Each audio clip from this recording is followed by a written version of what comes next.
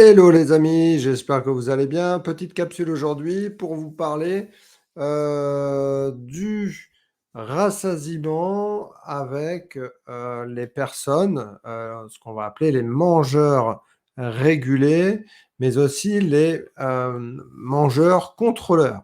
Alors la différence, c'est que déjà dans un premier temps, une personne dit mangeur régulé, c'est une personne qui va manger naturellement, d'accord?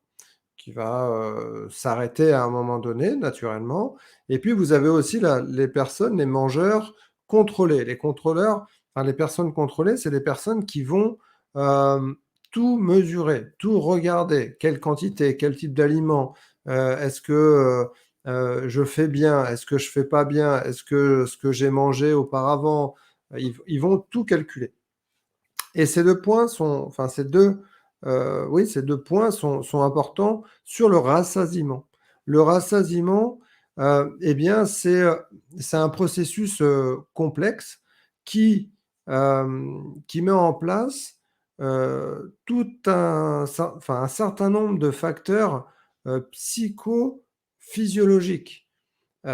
Et ça, les 2 personnes ne vont pas fonctionner de la même façon et donc ne vont pas avoir, les mêmes signaux, si vous voulez, de rassasiement. La personne, qui va être, le mangeur raisonné, eh bien, c'est une personne qui va faire attention, sans s'en apercevoir, mais va s'alimenter au point de vue plaisir. Va prendre conscience de ce qu'elle mange, des aliments, mais va prendre du plaisir.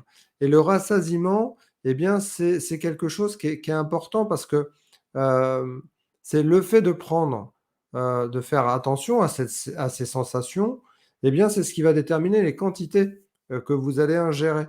Donc la personne qui est plus dans le contrôle, eh bien, elle va mettre de côté justement la partie, sensation, saveur et cetera. Elle va pas faire fonctionner ses sens et donc du coup, elle va, passer à côté, du rassasiement où il va intervenir plus tard.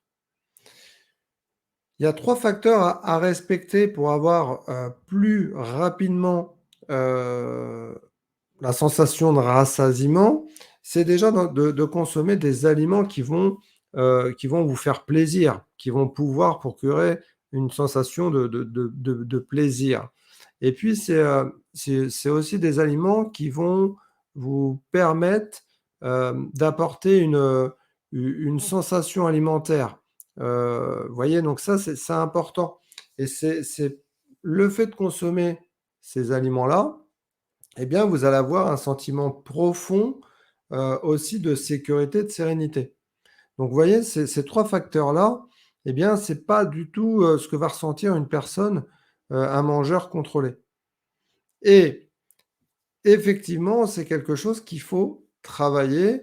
Une personne qui est dans le contrôle, donc je pense aux personnes qui souffrent, de troubles, alimentaires, ce qu'on appelle les TCA. J'accompagne différentes personnes qui souffrent de TCA en France et à l'étranger, eh bien, c'est un travail qui va être plus ou moins long, mais au fur et à mesure de justement, heu, éviter le surcontrôle, le contrôle et de se laisser aller, de ne pas rentrer dans la culpabilité, eh bien, ça va permettre d'avoir un rassasiement qui va être, hem, plus près, le reconnaître. Ce qui va faire moins culpabiliser, mais aussi qui va vous faire moins, consommer. Voilà.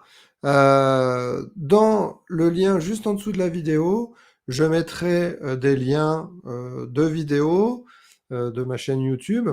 Je vous invite à vous abonner, mais aussi de liens sur différents, articles que j'ai, sur mon blog. Voilà. Pour celles et ceux qui aimeraient, travailler les émotions, j'ai créé une formation, hein, que j'offre aux personnes que j'accompagne durant mes accompagnements nutritionnels. Une formation de 12 semaines avec différents exercices, de la respiration, de la visualisation positive et cetera.